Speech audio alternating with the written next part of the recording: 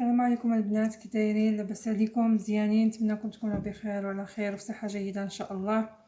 نتمنى الفيديو ديال اليوم يلقاكم في احسن الاحوال.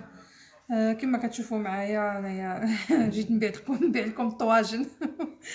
اليوم بغيت نوريكم الطريقه ديالي في استعمال الطاجين لاول مره، الطاجين ديال الطين باش يصبر لكم. يعني طريقه الاستعمال ديالو مهم. انايا الطريقه ديالي هي كندير الزيت، عندي هنايا الزيت عاديه، زيت ديال الطياب، كندهن بهم الطواجن ديالي كاملين بهاد الطريقه هذه. هاد الطريقه هذه علمتها لي واحد السيده، الله يخلف عليها والله يجازيها بخير وكنشكرها بزاف صراحه. طريقه زوينه يعني وصدقت لي. انا بغيت نشارك معكم. راه عندي واحد الطاجين يعني راه طالع دابا في عنده 4 سنين دابا ولا اكثر.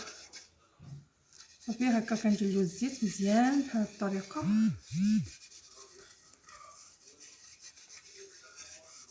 صافي انا هنايا مفرشه ورق الطبخ، ها عندي هنايا عبيض كلشي بيض باش يبان مزيان. صافي غادي نحط هكا. المهم اللي دهنتو غادي نحطوه كنخليهم هكا ليله كامله. من الاحسن دهنوهم في الليل كما راني درت انايا معكم دابا، يعني راني نصور معكم الفيديو عادي بحال اللي غادي نوجدهم راسي. كنت باغيه نسقدهم وقلت لا حتى انا توريهم لكم ما فيها باس، يعني كل واحد الطريقه ديالو. انا لقيت هاد الطريقه احسن. كاين اللي كيدير الشحمه كيدهنهم بالشحمه ويدخلوهم للفران، هذيك النسمه انا جربتها، هذيك الريحه ديال الشحمه كتبقى في الطاجين، كتجي الريحه ديالو فاش كتجيو طيبوا فيه كتجي ديك الريحه بحال اللي زهيمه شويه. وكاين عاوتاني اللي كيبيتو في الماء، حتى هذيك جربتها ما صدقتليش. المهم هاد جوج طرق اللي جربتهم ما صدقوش، ولكن هاد الطريقه هذه اللي راني كنوريها لكم دروكا هي اللي صدقت. بحال هكا غادي ندهنهم كاملين ونرجع معكم ان شاء الله.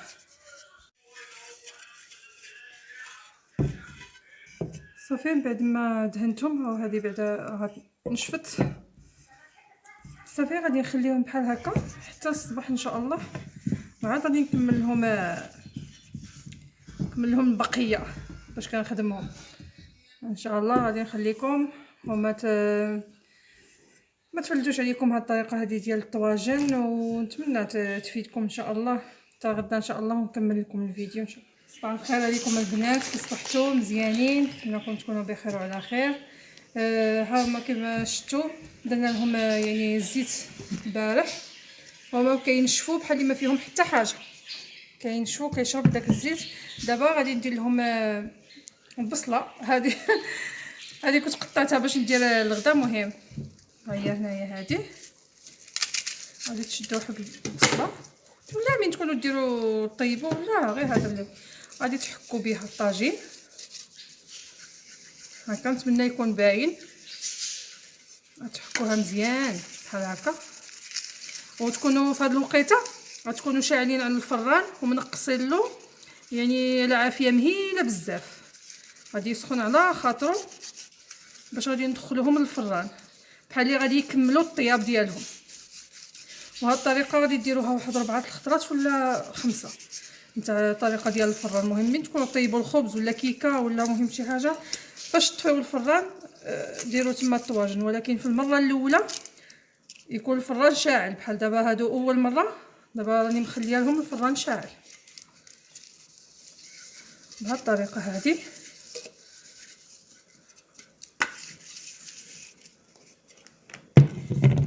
صافي ونستمروا كاملين نديرهم نفس الطريقه هكا حتى نكملوهم وندخلوهم للفران. صافي هذا هو الطاجين التالي. راني درت لهم كاملين البصله، دابا غادي ندخلهم للفران ان شاء الله. ها كما كتشوفوا هنايا دابا غادي ندير الطواجن ديالي بحال غادي يكملوا الطياب ديالهم، باش ما كيكونوش كملين لهم الطياب، هذاك الشيء علاش كيطرطقوا. صافي صافي غادي نخليهم هكا. راه النار مهيله كيف ما كيبان لكم، نتمنى يكون واضح. ما تجهدوش النار، راه غادي تطبق لكم هكاك. صافي غادي نخليهم واحد شويه، واحد 5 دقائق ولا، ونطفي عليهم ونخليهم تما، ماغاديش نحيدهم، نخليهم تما يكملوا طيابهم. صافي من بعد ما دات دوك الطواجن يكملوا الطياب ديالهم، غادي نشارك معكم الغديوه ديالي. مهم اصلا غادي نديرها في الطاجين. عندي هنايا البصله، الدجاج، عندي هنايا الزبيب غسلته ورطبته، هنايا البرقوق، هنايا الصفرجل ما كياكلوهش بناتي، درت غير 3 الحبات كيبغيوهش، وعندي القزبر والمعدنوس. صافي عندي هنايا البصله، انايا كنخلط يعني كلشي، الدجاج مع البصله. المهم داكشي على حسب الاستطاعه ديال كل واحد.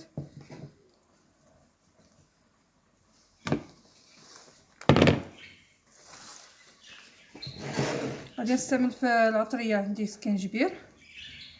انا كنقوم كلشي في الاخر في باسينه ولا في طبسيل، ومن بعد عاد كنديرهم في الطاجين. ندير خرقوم.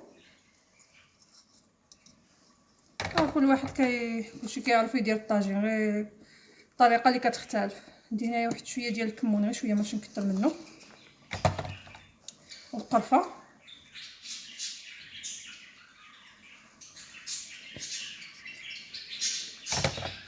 عندي هنايا واحد شويه ديال زعفران شعره، واحد شويه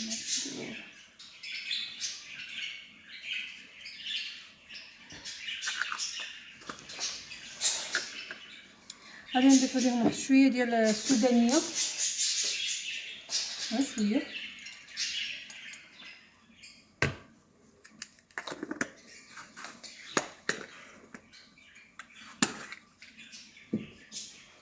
صافي التحميره واحد شويه وصافي. هذه التحميره هذه ديال على اليد، مطحونه على اليد. تشوفوا لي دايرها في قرعه كبيره. هذه ماشي ديك الاخرى، هذه فلفله الحلوه ديك الحمراء، كتعطي المذاق اكثر من اللون. ما كتعطيش اللون هي مجهد بحال التحميره العاديه اللي كنشريو.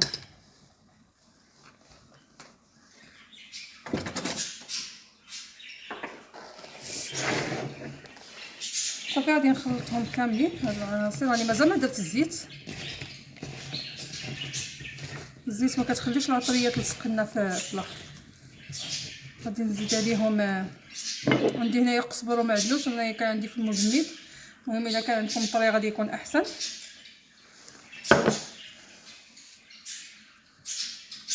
ما جبدتوش بكري. المهم بهذه الطريقه هذه. ما تنساوش الملحه البنات، دائما الملحه والسكر شي حاجه كنساهم. المهم هاد الطاجين هادو بالنسبه للناس اللي ما كيبغيوش الحلاوه،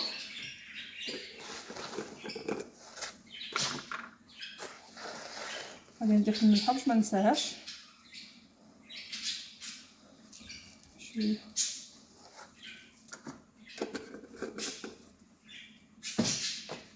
صافي غادي نخلطهم كاملين. دابا غادي ندير هنايا الطاجين. ها هو الطاجين هذا ديالي كنت درته بنفس الطريقه الاخر. ايوا واخا تشوفوه كحل هنايا، راه قلبو ابيض، ما يعني كيطيب من داك الشيء، وكنجهد له العافيه. راه ماشي زعما تقولوا نقصلو ولا. الاغلبيه كيقول لك نديرو كيديروا الطاجين يكبوا له الماء طايب، راه ماشي مشكل، راه تكون ديري له حتى الماء بارد. بهذه الطريقه هذه راه كيصدق.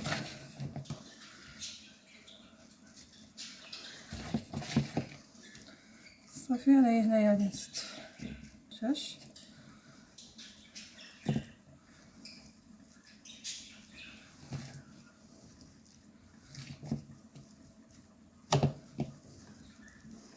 البصله اللي كتبقى لي نديرها حتى هي من الفوق.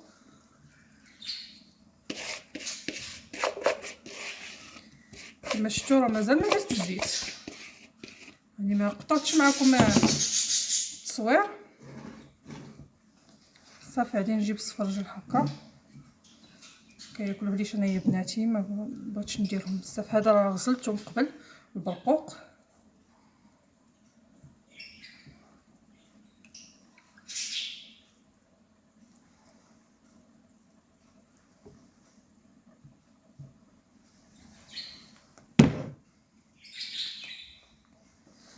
هنايا شويه ديال الزبيب نديرو في الوسط.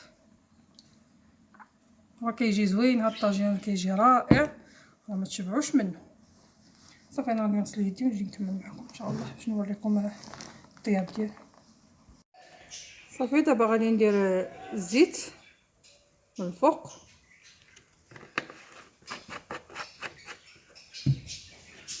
هاي هنايا غادي نحطو فوق العافيه. كما كتشوفوا راه العافيه مجهده دابا، حيت الطاجين فاش كطيبوه في الاول في الفران راه ماشي مشكل ديروا له العافيه مجهده. باش يصدق لكم الطاجين فاش طيبوه واحد يعني 4 الخطرات حتى ل5 في الفران، ماشي طيبوا غير المره الاولى. غير فهموني الله يعطيكم الستر، المره الاولى غادي تشعلوا عليه الفران وتخليوه يعني واحد 5 دقائق، المهم تحسوا به بلي داك الطاجين طاب. صافي تطفيو عليه وتخليوه. والمره الجوجه طيبتوا الخبز ولا كيكه ولا يعني ما غادي طيبوا حتى حاجه، غير شعليه الفران حتى يسخن مزيان وطفيه وحطي الطاجين ديالك تما صافي وخليه يعني واحد المده ديال 5 ولا 4 الخطرات صافي. وفي الطياب الاول ديال الطاجين يعني فاش تكوني دايره البصاره، احسن حاجه ديريها في الطاجين هي البصاره. كطيبي البصاره ديالك في الكوكوط عادي، ومن بعد كتشدي الطاجين الجديد الاول كما حنا كنديرو، غادي تكبي عليه البصاره ان شاء الله. ما غادي نخدم داك الطاجين تنوريكم البصاره نديرها معاكم فيه. كتخليها تغلي فيه ديك البصاره، تنقصوا له لا نار مهيله، ما تجهدولوش نار مهيله، تطبخ فيه ديك البصاره مزيان صافي. ومن بعد مور ديك البصاره بغيتي طيبي مرقه، بغيتي طيبي اللي عجبك صافي ديك الساعه جهدي العافيه كما راني دايره انايا. راني مجهده لها كما كتشوفوا، راه ما منقصالهاش.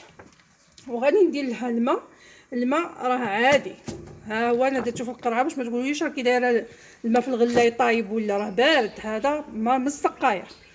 صافي كنكب هنايا في الوسط واحد شويه، كنجي هنايا للجناب كندير غير واحد شويه مهم قيمت واحد نص كاس. هذاك الشيء اللي غادي ديرو، راني كنكب غير شويه بشويه صافي. كيف كتعرفوا البصله راه كتطلق الماء.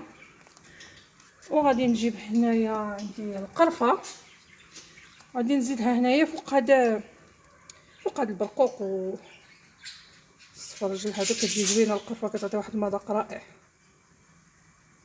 صافي نسد على الطاجين ديالي ها هو تيطيب ان شاء الله. روحوا تغداو معايا، مرحبا بكم. صافي بعد ما ساليت الغديوه ديالي هي كما كتشوفوا، ورافقتها بالشلاطه ديال الفول. انا عندي هنايا الفول داك الرقيق، من بعد ما فورته يعني درت له الحامض وقزبر ومعدنوس والثومه، كيجي زوين، وزيت الزيتون وكيجي زوين كنشحرهم. داكشي كندير له الخبز ديالنا والطواجن الاخرين اللي كنت درتهم في الفران. صافي انا طفيت عليهم الفران وخليتهم تما حتى من بعد عاوتاني نعاود لهم دابا واحد 4 الخطرات. فاش نشعل الفران نسخنو مزيان، دابا نطفيه ونبقى نديرهم فيه، ما تخليوش الفران شاعل هما تما.